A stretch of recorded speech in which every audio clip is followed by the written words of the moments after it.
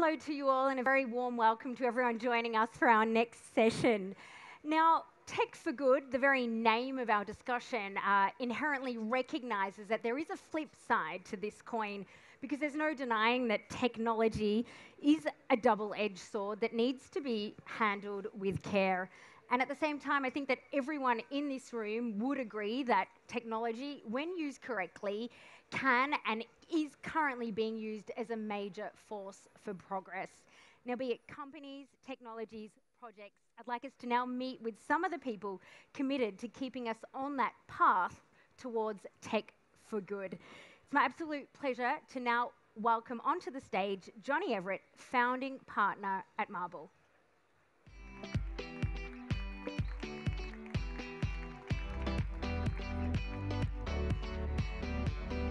Oh, wait a second.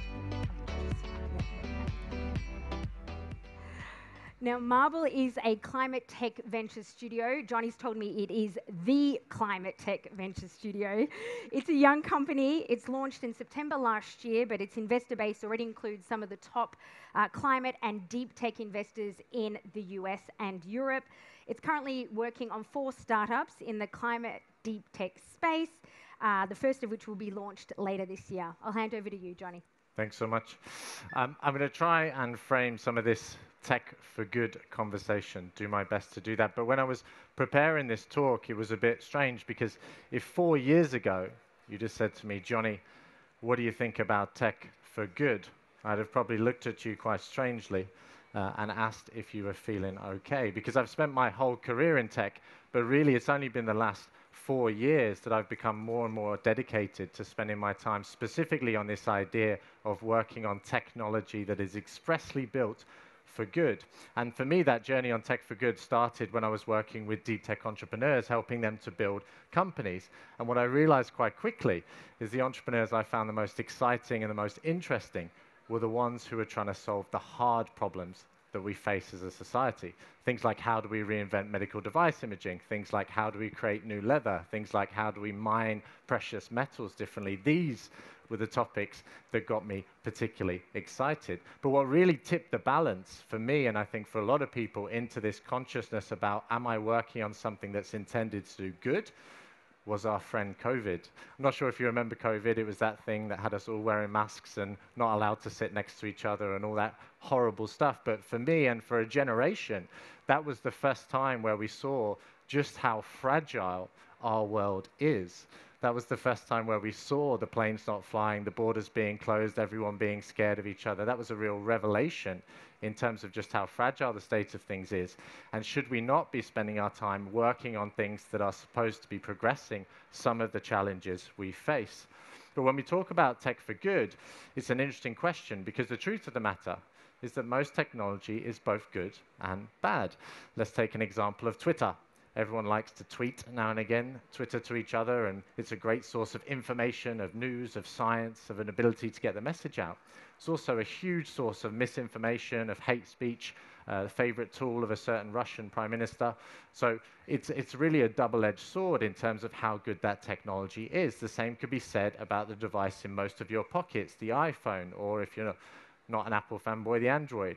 Right? That device is an amazingly powerful tool. It allows us to connect with people around the world. Also creates a lot of dissonance, mental health problems, challenges around things like body dysmorphia if I'm using it to access Instagram too much. So the idea of tech being intrinsically good or intrinsically bad is a complicated one. But what I would say is that right now, and bad news Friday afternoon, 3 p.m., we face some existential challenges as a species. We face some really, really big problems that we really need to solve in the next 10, 20, 30 years if we want to keep living how we're living and if we want to thrive and survive. And what I would offer to you is this idea that from a technical point of view, we shouldn't be judging technology anymore by whether it's designed not to do bad, but we should be judging it by whether it's intended to do good. I'm going to give you another example. Unless you've been living under a rock, you've probably heard about 5-minute groceries. Okay, this is an app, and you go on the app and you press some buttons, and 5 minutes later, someone arrives at your door with your groceries. Now, none of those companies are intentionally trying to do harm. They're not trying to do anything wrong. but I wonder if they're trying to do something that's really good. I wonder if they're trying to do something that's actually intended on moving us forwards as a species and as a race, or whether they're just content with not doing something bad. I mentioned some existential threats. The biggest one being climate change. Now, hopefully, I'm not the first person to tell you about climate change, seeing as you're all here today, but it is a massive, massive problem, and it's something that inevitably is going to touch everyone as long as you live on planet Earth and haven't got the time or money to get a flight with Elon over to Mars. It's going to affect you, and it's already affecting us today. There's huge things coming ahead, and the scale of the task, the enormity of what we have to achieve to get to net zero is vast. We have to completely rebuild the entire world's energy system by 2050. And more than that, we have to get rid of a ton of products and goods that are based on fossil fuels and on oil and gas. So how do we start to think about breaking this task down? Well, typically we talk about three main pillars, three main things that we need to solve for if we're going to get to net zero. The first is this idea of decarbonization. And the way you can think about this is turning off the tap. Okay, right now we're emitting about 50 billion tons a year of CO2 into the atmosphere. We need to stop doing that. We need to switch off the tap. We need to stop putting new CO2 into the atmosphere. And to do that, that requires re-engineering and redeveloping things like jet fuels, car fuels, ship fuels, and many other things that emit CO2 every single day. We have to completely redesign and redevelop that part of the economy. Second thing we need to build is actually an entirely new industry. This is carbon management. Okay, so oil and gas is about taking things out of the ground. Carbon management is about taking things back from the sky and putting them into the ground or doing something useful with them. If we extend the water analogy, let's say we turn off the tap. The problem is the floor's still soaking wet. Okay, so we need to take a mop, not a broom, that wouldn't work as well. Take a mop, and we need to mop the floor. We need to get everything we've put out in the atmosphere back and either use it in a safe way or store it safely for millennia. There's a third pillar. So we turned off the tap, we've mopped the floor. What's left to do? Well, sadly, what's left to do is this area that we call resilience and adaptation. What does that mean? It means that the effects that we're seeing of climate change are happening today. There's already drastic consequences of climate happening today, and they're only going to get worse, unfortunately, over the next 10 or 20 years. So we also need to think about technical solutions, ideas and solutions for the people that are going to be most exposed to some of these challenges, most exposed to some of these threats. How do we protect them? How do we ensure they're able to thrive and survive as we transition on this path to net zero? I don't want to leave you just with doom and gloom. So here's the good news. The good news is that all the solutions we need to solve this problem exist today. About 46% of the solutions we need are currently in lab and need to be brought out to market. And about 50% of the solutions we need are in early market development and need to be scaled as fast as we possibly can in order to be useful in solving this challenge. So we need to start projects and we need to scale projects. Now, how do we do that? Well, in my mind, there's a very famous French word which actually happens to be synonymous with starting and scaling projects. That word is entrepreneurship. Entrepreneurship is our fastest vehicle, in my opinion, for creating massive scale at global change in the fastest time possible. A startup is literally designed to be the fastest moving organization we know of. So if entrepreneurship is one of the tools we can use to do this, but we also know starting companies is really, really hard. And we also know that the people we need to start these companies are not from a business or academic background, typically. These guys are scientists, professors, engineers, they're technical individuals. How do we make sure we maximize their chances of starting? And how do we make sure we maximize their chances of succeeding? And that's how I spend my time. I'm a founding partner of Marble, a climate venture studio. What does that mean? It means we're a company that builds other companies. But we only build one type of company, and that's a company that is deep technology-based, focused on one thing, which is how can we solve hard climate problems. And our mission is to build 10 companies that cumulatively remove a gigaton or more of CO2 equivalent over their lifetime. How do we do this? Well, the first thing, as I said, is that we need to go and find the people who know how to build these things. So we do research ourselves. We look at different areas of interest. I'll tell you about a few in a second. And then we go and find exciting scientists, engineers, operators who have relevant skills to come and build these new solutions, but are currently pre-team, pre-company, pre-idea, pre-everything. Okay? What they have is a skill and an innate desire to apply that skill to a meaningful problem, to building something that is tech for good. We bring them into the studio and we work with them initially for 3 months. And during those 3 months, what we're trying to do is ideate around the space. Okay, so look at the market, look at the climate impact, and look at the technical areas of competency that they have to find the highest impact idea possible that we could then take forward as a high impact startup in the climate world. After those 3 months, if successful, we then work with them for another 6 to 9 months, where we try and turn that idea into a real company. We try and do that activity of bringing it into market. And at the end, we're also able to offer them their first investment. Capital is critical to get anything moving, so we're able to do that, and then support them on as they go into their next stage of financing, their next stage of fundraising, so that hopefully we can start and scale these companies that we need much, much, much, much more quickly than we can outside of that type of a structure. I want to share a few ideas with you, a few ideas we're excited about, a few things that I think are interesting tech for good problems that we need to solve for. Earlier, I mentioned this idea, this concept, right, of carbon management, of drawing carbon back down from the atmosphere. And one of the areas we're very excited about is this concept of direct air capture. This is literally a process of sucking air, taking out all the nasties so that we can either reuse or store that carbon for millennia, and then processing that in a way that's safe. We need to scale that industry to be as big as oil and gas if we're going to save this. The other area we're very interested in is the ocean. The ocean is the largest natural carbon sink in the world.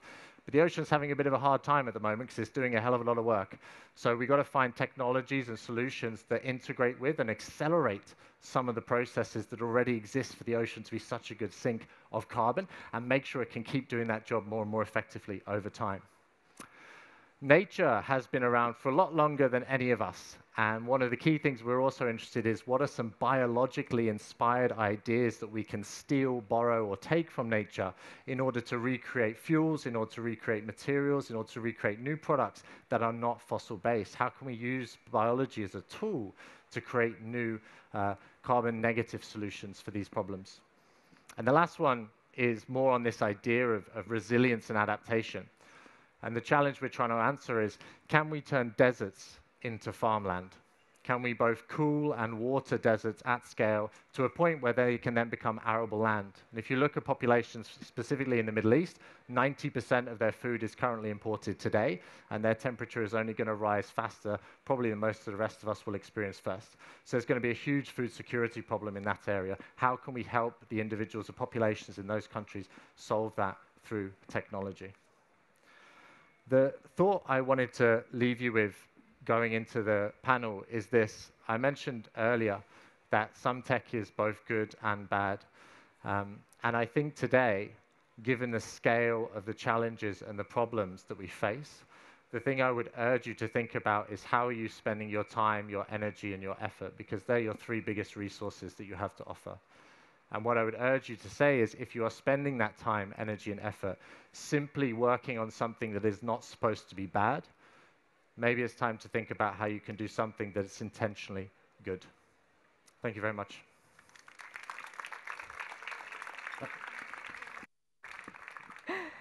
Many thanks to you, Jonny. Before I let you go, I have a question for you. How good is the tech sector itself at being green? Sometimes good, sometimes bad. A bit like technology. Yeah, there's some big technology companies like Shopify, Stripe, Microsoft. They're actually doing a lot to jumpstart some of these markets.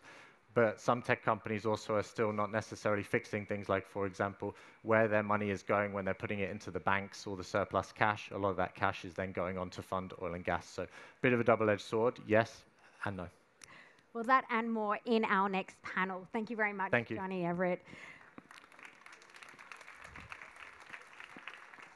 It's now my pleasure to welcome on stage for our next panel session, Clara Chappaz, Director of La French Tech. That's the place to be for startups here in France, a government initiative that promotes the growth and influence of French startups. Welcome to you. Also, Vincent Lamanna, CEO of Crewdle, an innovative video conference tool that promises to be greener than most, if not all, the others. Welcome to you, Vincent.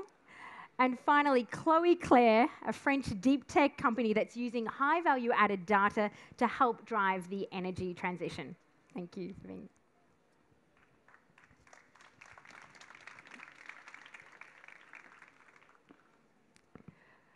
Hello and welcome to you all. Thanks very much for being here.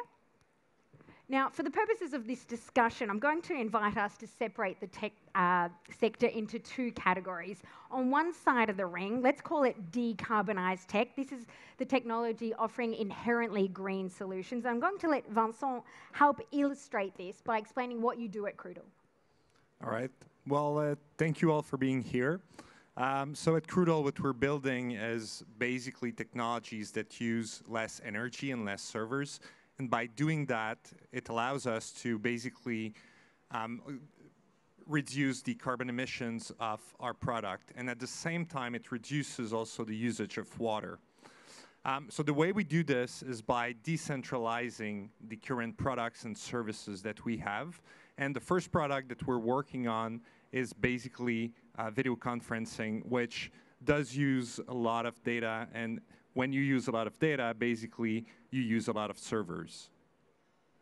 Thank you very much, Vincent. So we can kind of put that in the green IT category. If we move on to the other side of the ring, I'm going to talk now to Chloé. Can you explain what you're doing at NamR and why it's a great example of perhaps what we might call IT for green or tech to decarbonize?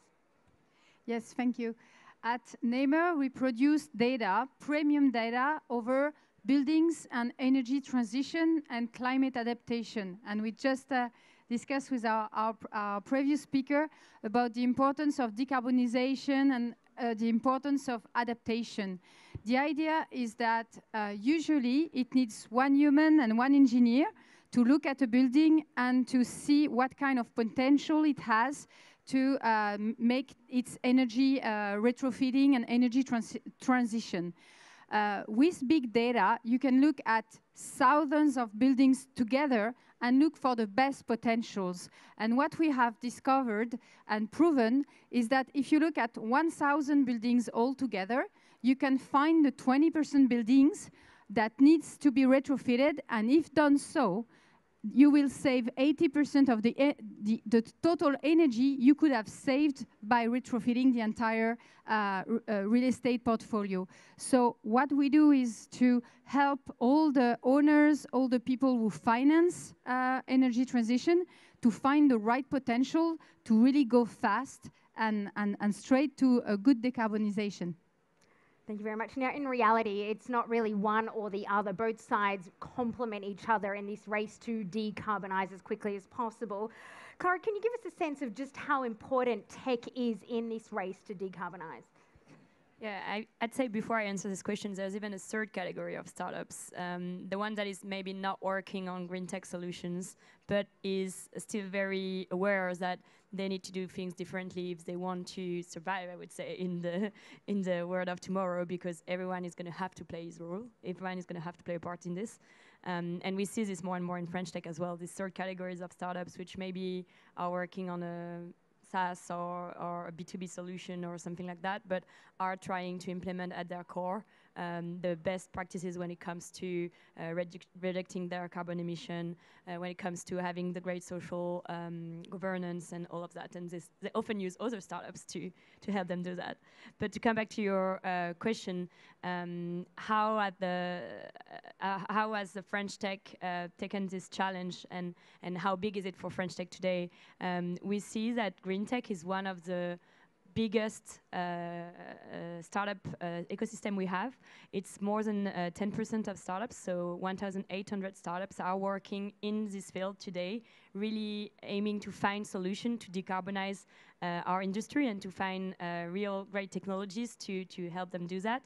And they are, for half of them, they've been created in the last 5 years. It means that there is really this kind of shift nowadays that more and more entrepreneurs they want to use their innovative powers, they want to use their appetite to take risks, they want to use their ability to attract talents, not only to build a great company, but to build a company that is going to have an impact, and that is going to have this impact now, because I completely resonate with what the last speaker was saying. If startups are not taking this challenge, but they are the companies that have been built to go as fast as possible, who is going to find the solutions? Because those solutions need to be found now.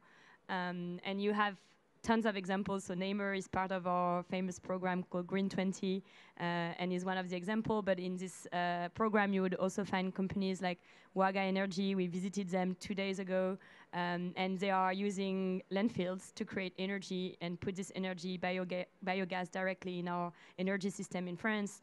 You have a company called Life in Nantes that is creating hydrogen. So not only working on I would say, traditional tech, digital solutions, but also combining the industry and tech to find new technologies. Just Vincent, when we're talking about tech per se, how polluting is it? Do you have any numbers of kind of some of the carbon footprint of tech? It's actually hard to answer this question, mainly because most of the big players have not been super transparent about their own consumptions. The one thing that we know is that year over year, the amount of energy that is being used by the digital sector is increasing, probably at a rate of about 40%. So then again, IT for green solution is critical to making sure that we can actually act on climate change. But at the same time, I feel that as our own sector, we also have to look at our impact in terms of the energy that we use.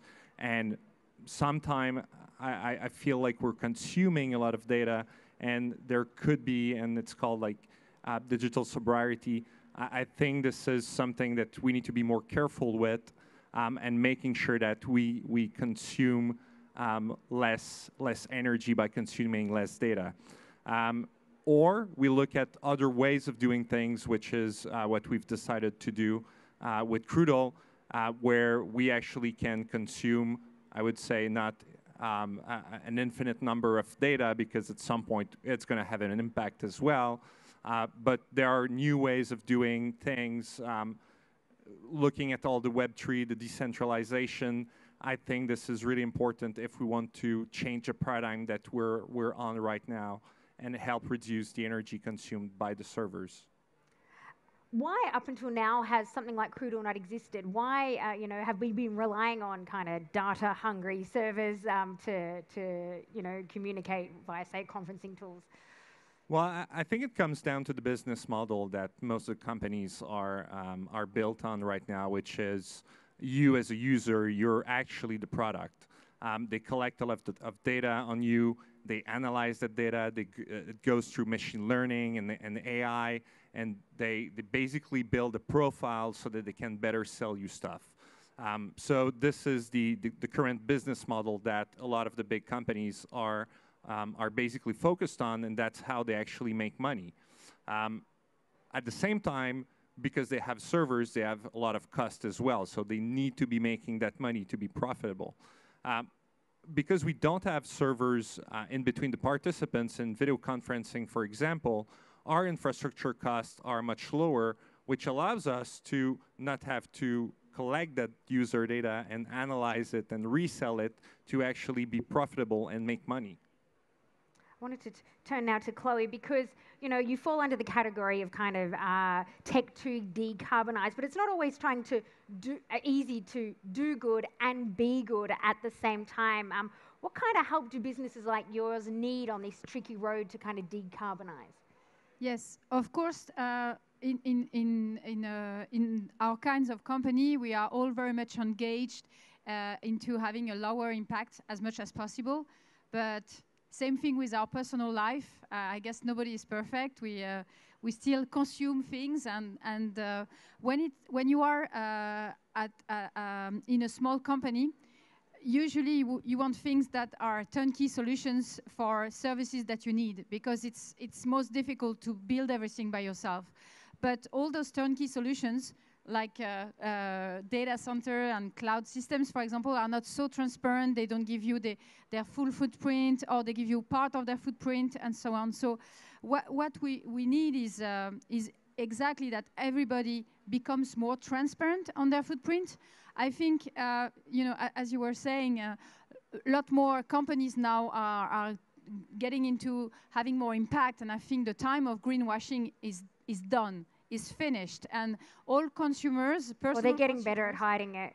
Nah, I don't think so. I think as a consumer, as a person, there are less and less people who get greenwashed. I mean, people are asking questions about life cycle, about yes, but are you taking the transportation into account and things like that? So I think that because of that, companies will have to be more transparent, and so we need tools, and many startups are trying to develop tools that where you can compare as a company who needs to hire services, where you can compare one company to another one in a very transparency way, with a third party kind of, and then you can see your impacts. But what you need as well to provide for small companies is to provide all the multi-services that are necessary, because we will not build them, and always we might go for the fastest because we need to go fast, and maybe not for the less impact.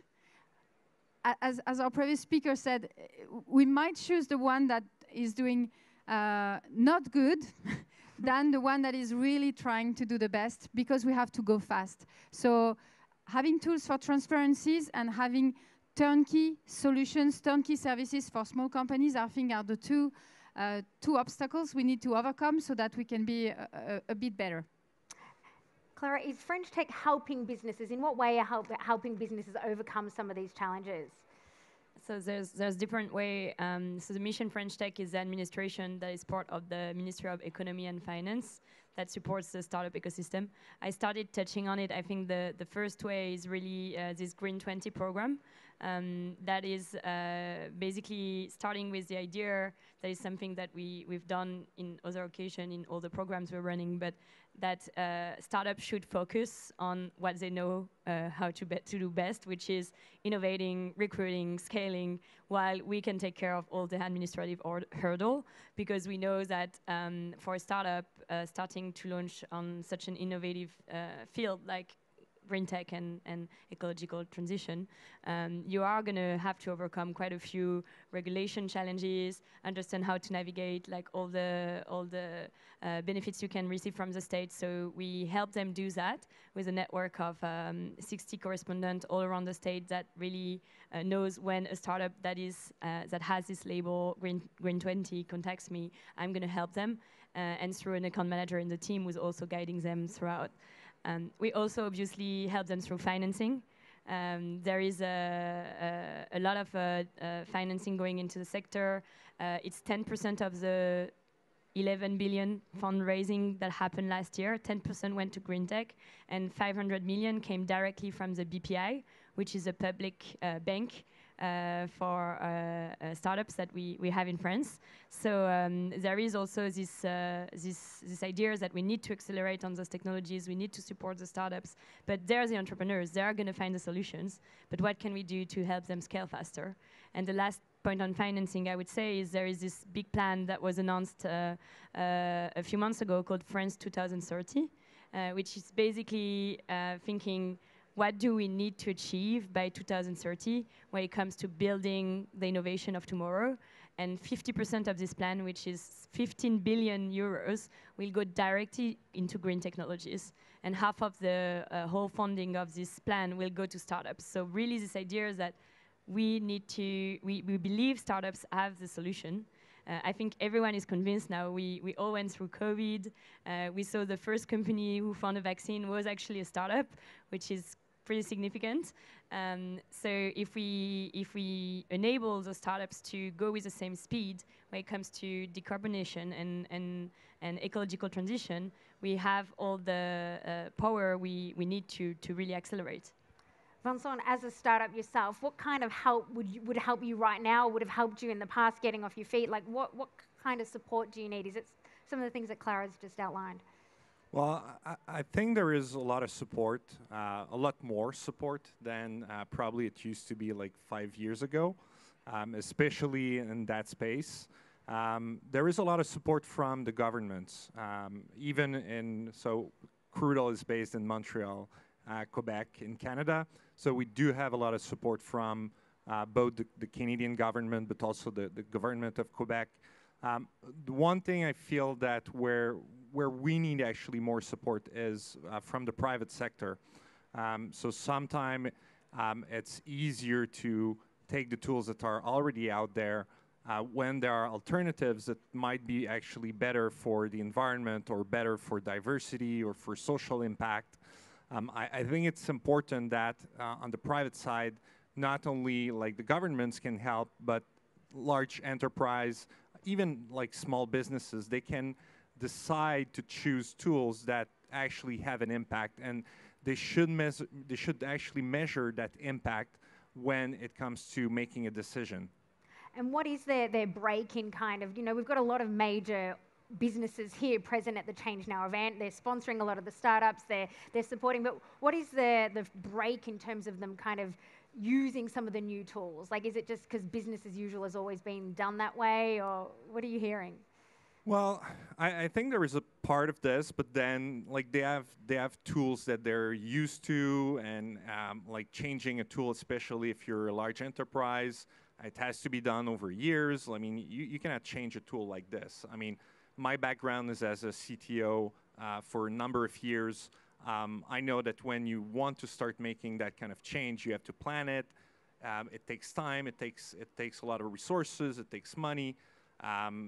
So I understand on the one side why it's difficult, but on the other side, if we always take the easy path, we won't get through making a change for climate change.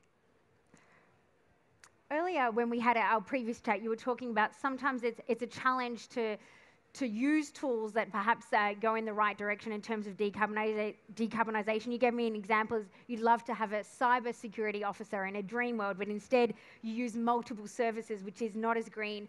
How hard is it to really have green strategies that offer positive business outcomes?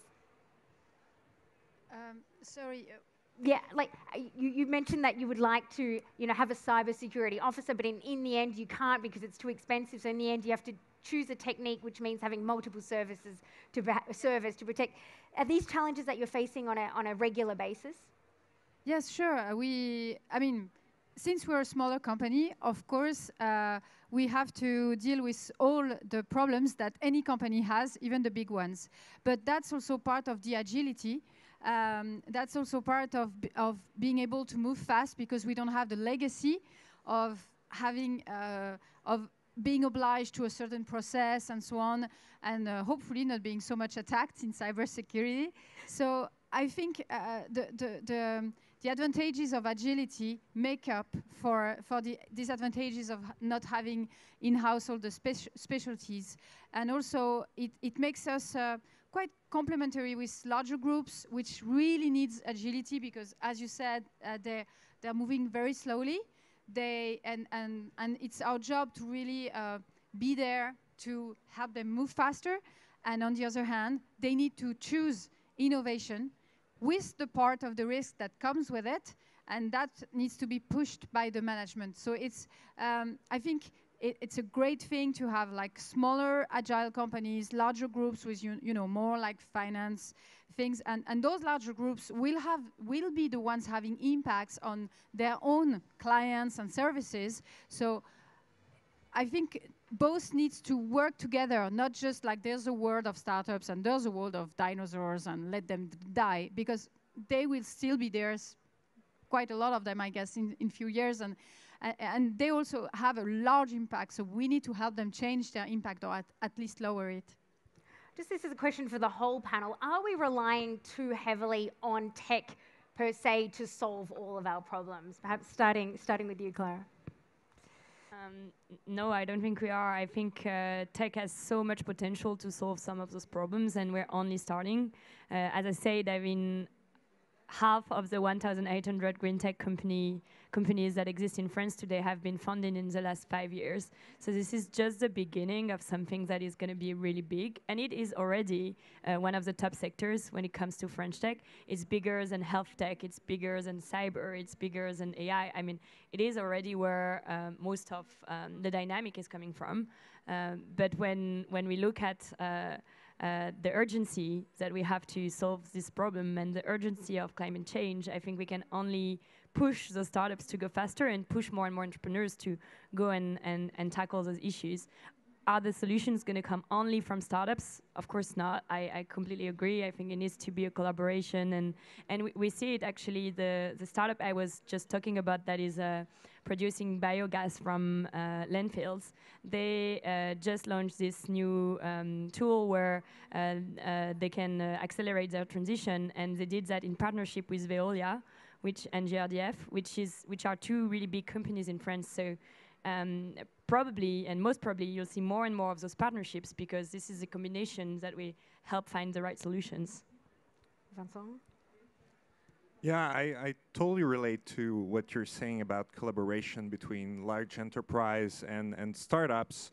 Obviously, as everyone mentioned, I think only startups can act as fast as we can today, just because that we're so small that we can make decisions really fast. There is no big chain of command as well in the company. So when someone comes to me and they propose a new idea, I can make the decision, and 5 minutes later, that's what we're building.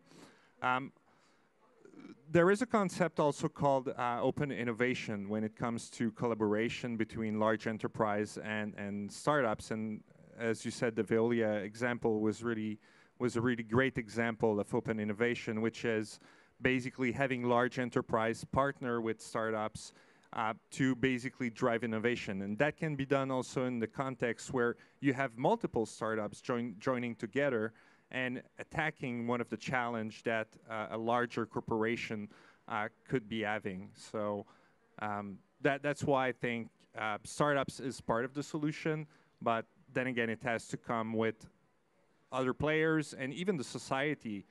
We have to be more cautious about the services that we use and the consumption that we do about Netflix and like social networks, selfies. Yeah, exactly.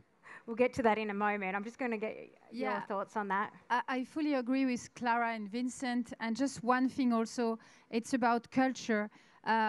Someone asked me last time, like, isn't it there too many tech innovation projects, too much open innovation, too many startups, too much money? And I was like, yeah, but you just need the right, what you need to give is the right to fail. And you need many projects so that some of the projects will really be a great success. And that is something that is not very good in the French culture, like the right to fail, but it's very, very important. We're talking about innovation, so it's okay if it doesn't work, but that's why you need so many small plans. And sometimes people tell me, oh, but what about if your company fails? It will have failed. We thought we had the solution, but maybe we didn't find it, but whatever. What is important is we've tried, we've learned, and we'll try again. And all those lighter companies are there to try. Because they're lighter, they can also fall lighter. And there's no so much consequences as just to learn from the next stage and to talk about those failures as a great way to jump again. And that is something for the French in the room. I think it's something we need to convey, that transition will come with many failures and great successes that will help us having a much lower impact. I suppose you talked about like users. There is a tendency not only but that society as a whole doesn't need to make any changes on their part because tech will save us. Is there a risk that we're putting too much? There's so many startups. One of them surely is going to find a way to suck carbon out of the air, and another one is going to find a way to create our homes energy efficient without having someone come out and do the measure with the thermal gun. Is there a risk that we're kind of saying, oh well, tech I think the impacts are so great that there will be many, many, many solutions on many things. So don't think there will be one miracle solution. That's what I would say. I would agree with what you just said. And then again, it comes to, for example, a game of poker. If you want to go all in, you can go all in, but it might not be, you might not be the winner. So it might be better to exactly invest in more companies, invest in more startup and more services. And in the end, the cumulative impact of all those companies will probably be the winner. But we also have to make changes ourselves. And yeah, to come back on this idea, of course, I think it won't be enough to just rely on companies, and we will all have to change the way we behave. We are changing the way we behave. I mean, it has become a thing to go, I don't know, across the Atlantic to go on a trip for a weekend, and people are asking you about that. This is pretty new in the last few years. But I think even this change of behavior will fuel the tech ecosystem, because what you see, especially with the young generations, talent has become the critical thing that companies are hunting for. But talent, especially the younger ones, they want to work for companies that are having an impact. And if those startups are really finding those solutions, are finding them in a way that is agile, that is, you can feel that day one you're really already building a solution, you're contributing to society, you're contributing to climate change, they will attract the best talents. And so in a way, everything is kind of combining itself. Just final question for you, Clara. You've been in the role at French Tech for less than a year, and you'll hopefully be helping to shape some of the French green tech success stories of the next few years. What does success look for you at the end of your period? So we talked a lot about green tech, which is by far one of the big priorities we have, because we all know how urgent the challenges are, and how we whatever we can do to support those companies is something that we're really passionate about, with the Green 20 program, or also just funding events like that that are really bringing the best of tech when it comes to climate change. So we have this fund that is really supporting this type of events, or other types of projects that we're also supporting. Beyond green tech, because we've talked a lot about green tech, there is also all the question around the impact on society, and how companies and French tech companies can do better when it comes to thinking about their people, and how they interact, how they govern, etc. We're also very involved on this and the topic of diversity. So we're really trying to make sure that tech is not just reserved to people who are highly educated, who maybe come from the same universities, who are mostly male, and making sure that this dynamism that we're seeing in the sector can benefit all, and that the sector can benefit from all talents. Again, coming back to this idea that talent is what companies are hunting for. So we have programs like Tremplin, which is helping people who are not coming from a tech background, who maybe are refugees or are living in priority areas in the cities, or who are on the social minimum benefits from the states, and who are entrepreneurs who really want to go into the sector but maybe don't have the right connection. We help them navigate their first years of entrepreneurship, and this is also part of the success for us. Thank you very much to Clara, Vincent, and Chloé for your comments and discussion there. Thank you. Thank you very much. We mentioned at the beginning that tech can be a double-edged sword, and its consequences go well beyond extra carbon emissions. It can be abused and cause serious harm to individuals and entire communities. To talk more about the inherent risks of technology and one standout effort to overcome them, I'm very pleased to invite Matthieu Boutard onto the stage. I'll say thank you to our panel now, and I'll let Matthieu come up. Matthieu is co-founder and managing director of Bodyguard, which is a moderation solution designed to help make the internet a safer place. Thank you very much, guys. Thank you.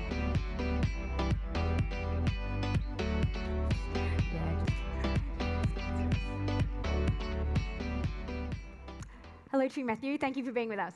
Hey, thanks for having me.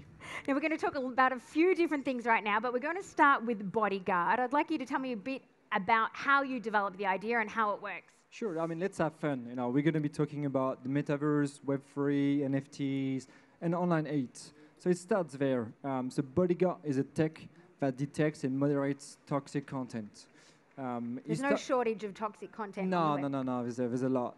It started as an idea to protect people.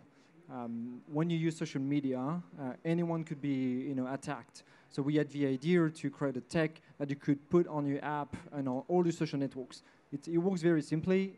You download the app, you connect the Bodyguard to your social networks, and what we do is in real time we retrieve all comments directed to you, and if they are hateful, they are automatically removed. Okay, and how do you measure whether they are toxic? Like, I mean, a negative review could be seen as toxic. Correct. It's all about making sure it's truly toxic to you. So you choose your rules. And then when we talk about toxicity, we're talking about online hate. So here's like insults, body shaming, moral sexual harassment. We've got homophobia, racism. So we're not talking about like, I don't really like your idea. It's a little bit harsher. Let's go back a little bit because your career has taken many twists and turns before you've arrived here at Bodyguard. What road led you here? So I've always worked with communities. That's what I love about my job as well. I started with microfinance. To me, back in the days, I thought it would change the world. Didn't so much. Then I moved to Groupon, which was a similar idea as communities, we can actually buy products at the same time and get it cheaper. And didn't work that well. And then I joined Google.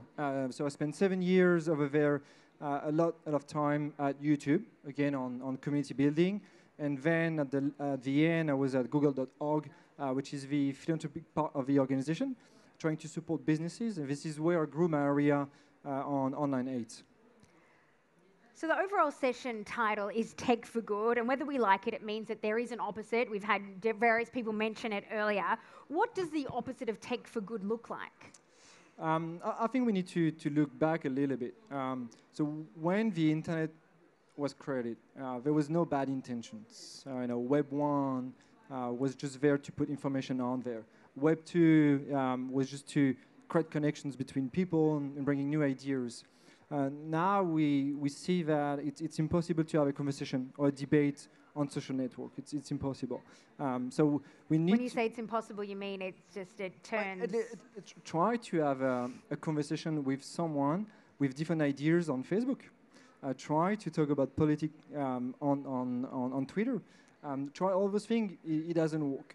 So we've created a system to connect. But so this idea of a town hall, kind of online town hall, has fallen apart. Correct. So that's why I'm super excited about Web3, because that's an opportunity in time to do things differently, to make sure that everyone can be heard. Because there are a lot of consequences to how social networks are used today on democracies. Like a lot of political decisions or discussions are happening on Facebook, and I don't think this is a right way to express ideas and innovation.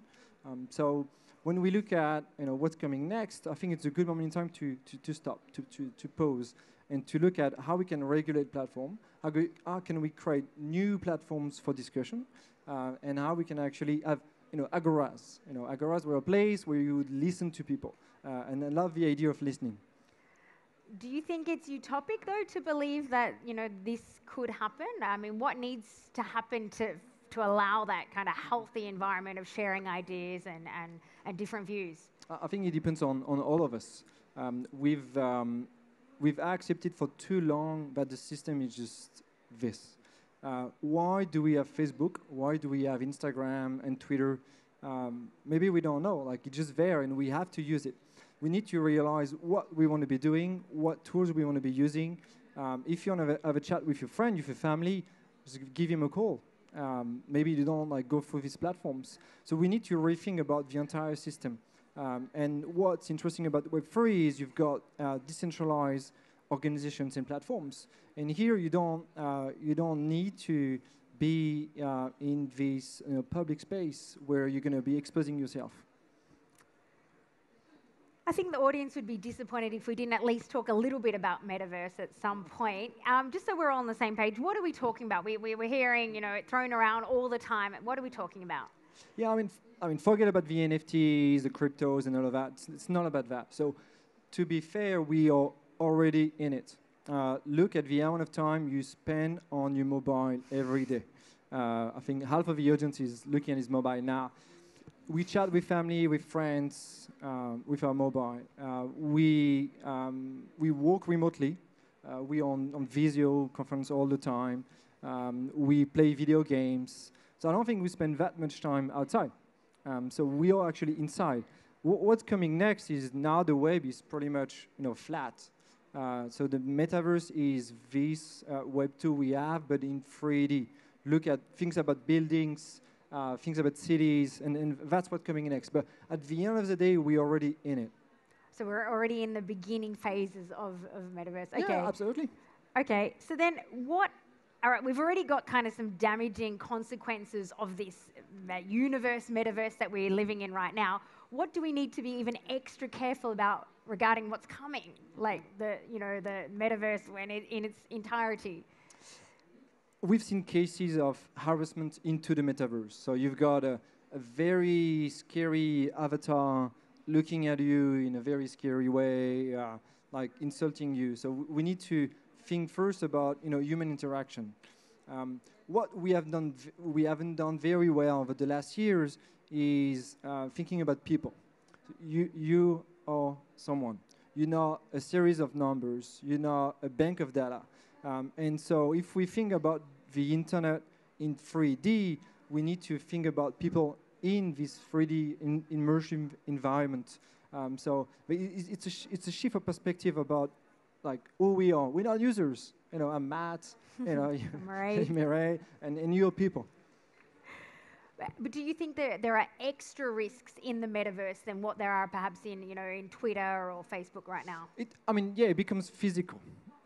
So when you read a piece of text, it's hateful, but you say, just a piece of text. An image is a bit more damaging, but when it comes to living very difficult moments, being physically attacked, when you're 14 years old. So that's what can happen in the metaverse? Oh, absolutely. Okay. Anything is possible.